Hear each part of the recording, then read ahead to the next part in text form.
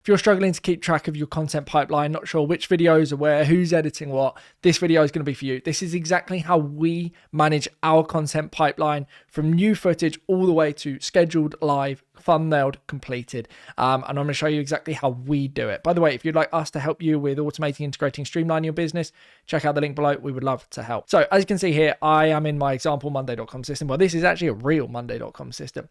On the left-hand side, I've got my actual content pipeline, which I might show you in a moment. And then I've got my example content pipeline, which is the framework that we have here. Now, there are a series of steps associated with our pipeline. As you can see, there's actually quite a lot, maybe more than you anticipated. And in this video, I'm just going to walk you through everything. So if you're not familiar with Monday.com, you first need to go ahead and add an item. So let's call this the content pipeline tutorial. So this is exactly this video. Excuse my spelling there. So as you can see, I've created a new item, which is the content pipeline tutorial, literally this video here. So I firstly got my editor. Who is responsible for editing this particular video?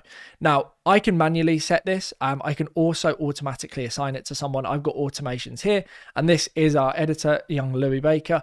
He is, unfortunately, because I duplicated this board, he's not actually on this board, but if he was, this automation would be on, and it would automatically associate him with the raw footage. I've then got the status. I've got raw, uploaded, issues, QC approved, scheduled, and live. These all associate with the actual groups here on the pipeline. I've then got sensitive data. So this is another status column. This notifies my editor whether there is sensitive information included in the video recording.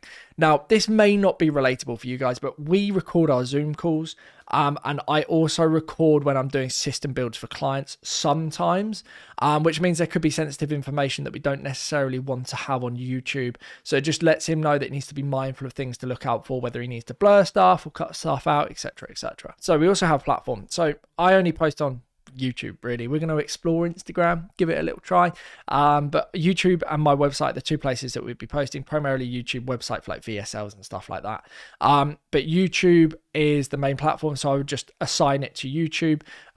You may also have type as well, so whether it be YouTube ads, you could put that, or Facebook ads, Facebook organic, etc., etc. So these are stuff that you could put in the platform area, and I think it is important to specify between YouTube organic and YouTube ads or paid on the platform type as well, because you'd treat the videos differently, you'd edit them differently as well.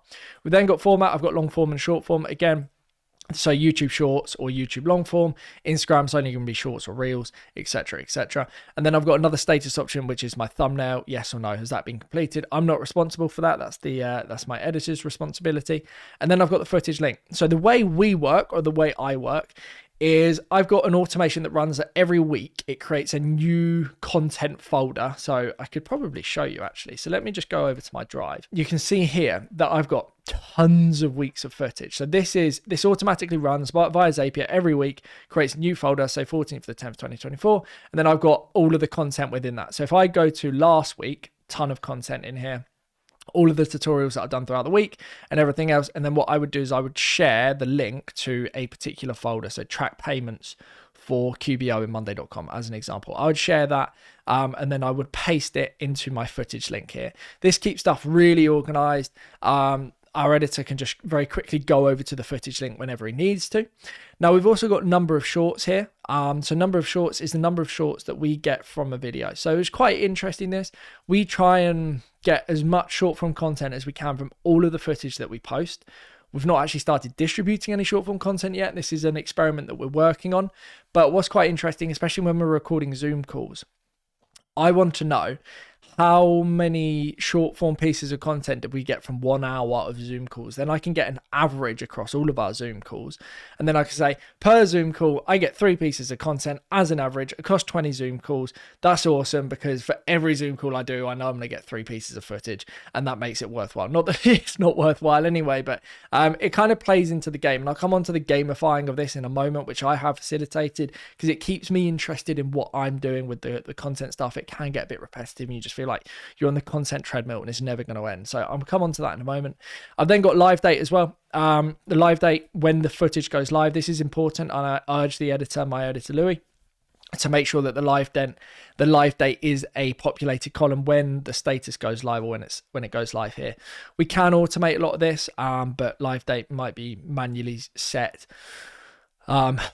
And I'll come on to why in a moment. And then finally, I've got additional information. So this is just additional information about that particular piece of content. So if I've got anything to say, most of the time I'm just saying, oh, I did a terrible job, or I wasn't happy with it, or you're going to have to do a lot of editing, because that's the reality of it.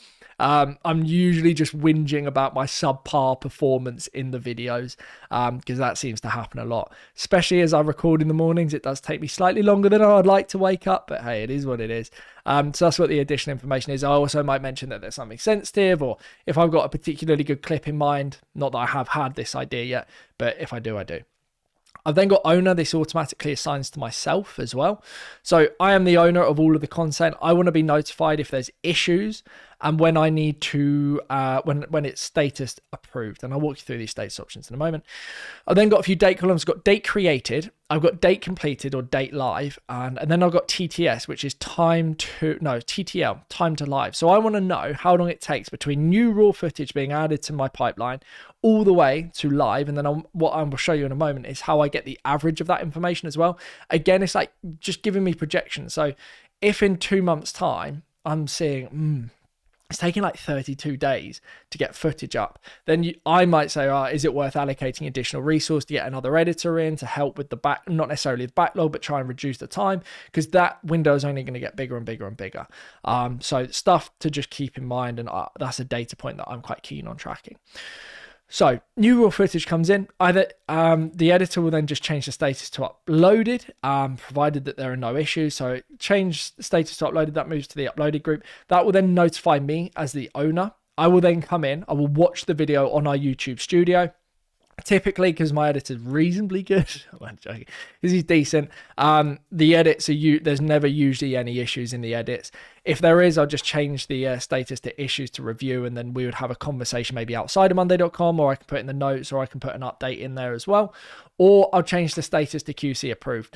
Now, when the status changes to QC approved, that will then notify him to schedule the footage, upload the thumbnail, create the thumbnail, all of this. He'll change the status for all of this information. And then when the live date arrives, then it will change the status automatically to live. So all he needs to do is, so if we're in QC approved, I'm just gonna leave it there. He'll change the status to scheduled and then select a live date as well. So select live date, let's say it's gonna be the 23rd.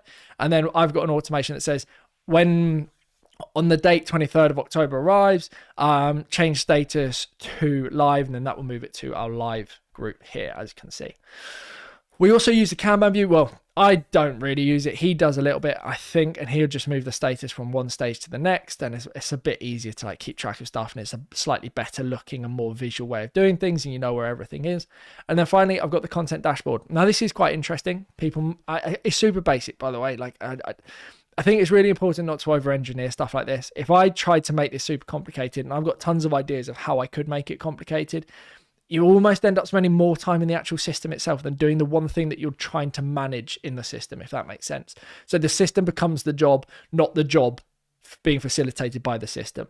So like I said, on the content dashboard, there's videos in pipeline. That's a number. So I just want to see the number of videos in our pipeline. Content distribution by platform, so I can see where our content is going. Average time to schedule. So how long on average does it take to schedule a video? Now, I've actually got rid of this metric, so I don't think it was particularly helpful for me, but I do now have average time to go live. So from the date I create a new piece of content that goes into the raw pipeline to it going live, on average, how many days does it take? This just gives me an indicator of like where we are in the process, what like I said earlier, whether we need to allocate new resource or not. And then I've got new videos filmed per month and new videos live per month. Again, these are just like, you don't have to have them, but I want to see, did we beat last month in the number of videos filmed? Did we post more last month than we did this month? Again, it's just like trying to gamify the experience a little bit, make it slightly more interesting for me so I know exactly what's going on. And also ensuring that like the content production is going up, not down. That essentially for me and my business, the more content that I produce, the more likely that my business is to grow. In fact, I think there is a direct correlation between more videos, more growth. Literally, it's that linear. So I just want to ensure that every single month we're filming more videos and we're posting more videos. That is literally my content pipeline in a nutshell. I know you're probably thinking, God, this is unbelievably underwhelming, but simple is key. Like I said, You do not want people to be spending more time in the content pipeline than actually editing videos and trying to manage all the unique data points and the data tracking and everything else. I think simple is key. I also think that this is hyper scalable as well. So if I had 10 video editors using this same process, I would be just as happy. I mean, I would probably have to implement someone else to do QC approval and also issues. I would have to have someone manage that side of things. But I do think if you had 10 editors, this would all be possible. All I would do is I would just go where editor, for example, is dynamic. So it just shows them what's been allocated to them. And then you might allocate people based on the format or based on the platform, stuff like that. So your editors have a nuanced understanding of that particular platform or that particular format, or a hybrid of the two, a combination of the two. But generally speaking, I think this could scale as far as you wanted to take it. There's going to be some nuanced stuff as well, of course, in your business, and what you want to know is going to be slightly different. But for the most part, I think it's simple, it's effective, it's scalable, and it's a system. It's real structure. Raw to uploaded to either QC approved or issues to review, scheduled, and then live. That's it. That is a content pipeline. I also think you could use this for ads. You probably would need to change some stuff, but ads. But I think the general principle applies. It's still content, it's still videos. And to give you an idea as to why I'm so confident this will work, we actually work with a content production company. So their whole job was to build and produce content. They would go out and film the content all the way to editing it, having it 2 rounds of approval. So we had to take that into consideration, and then scheduling it and then going live with the content. And they were really happy with this, and they are a way bigger company than me. They were really happy. So this is kind of where I stole the idea from, if I'm being honest with you. My work into their project, and then I'm kind of using it for my own business. Now, let me show you my actual content pipeline. I might have to blur a little bit of this stuff, but as you can see here, I've got tons of videos that are in RAW, 1 issue to review, uploaded, done, 1 QC approved, so that's with the editor now, 1 scheduled, and a few live here. And you can see we've got tons of content, and then we're just pushing more and more and more and more. I'm really on a content drive at the moment. I've even started vlogging. That'll be an interesting, whether we decide to post this or not, it's an entirely different matter, but I've acquired this thing, so it'll be interesting. Anyway, back to the video. We've got Kanban view, so you can see we've got a decent view here, which is quite cool. We could hide live if we wanted to. And then we've got content dashboard. Now, this is probably slightly more interesting. So you can see September, we did 11 this month so far, and it's only the 14th of October. We've done 32 videos, and we've posted 9 videos this month, which is absolutely awesome. And again, like I said, I just want to see progress. I want to see linear progress. That means my business is growing as well, right? Average time to go live is 12 days, whether I believe that or not. No, that is factual at the moment. 12 days to go live. Average time to schedule, like I said, I'm not using this metric anymore because I think it's redundant. I don't actually care how long it takes to schedule. I want to know how long it takes to actually go live with content. And then content distribution by platform. You see we're just posting on YouTube. Instagram is going to begin to creep into this pie chart, and then we've got the videos in the pipeline as well, so 34 there. Look, for whatever reason that wasn't set up correctly, but now it is. So that's my content pipeline. So this is something you could use for your business. Like I said, super simple. If you need any help automating, integrating, streamlining your business, check out the link below. We would love to help. Thank you for watching. Goodbye.